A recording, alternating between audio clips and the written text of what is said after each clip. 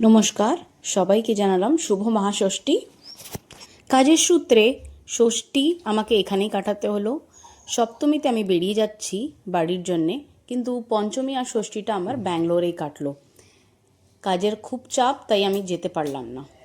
সকাল সকাল উঠে পুজো দিয়ে, পুজো করে, স্নান টান করে আমি আর আমার হাজব্যান্ড রেডি হয়ে গেলাম স্কুল যাওয়ার জন্যে, যেহেতু কালকে আমাদের শেষ দিন, তারপরে আমাদের ছুটি লেগে যাচ্ছে। এখানে ব্যাঙ্গালোরে দেখলাম নবরাত্রি থেকে টানা ছুটি দেয় দেওয়ালি অবধি, তাই খুব একটা কষ্ট হয় না, তার কারণ টানা 1 মাস ছুটি আমরা পেয়ে যাই।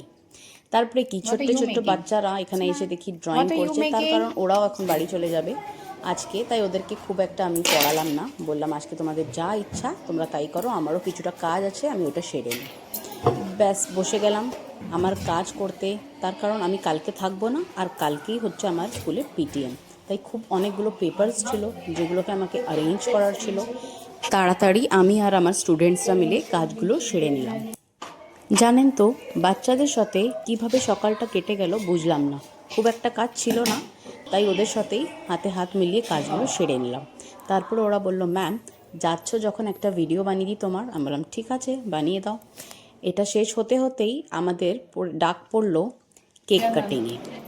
আজকে ছিল দুটো ম্যামের বার্থডে, অ্যাকচুয়ালি 2-3টে ম্যামের ছিল, কিন্তু দুটো কেক আনানো হয়েছে যাতে সবাই ম্যামকে একসাথেই কাটা হয়েছে।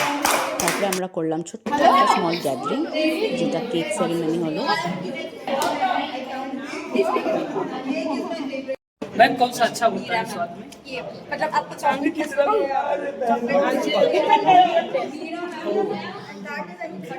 वो ज्यादा अच्छा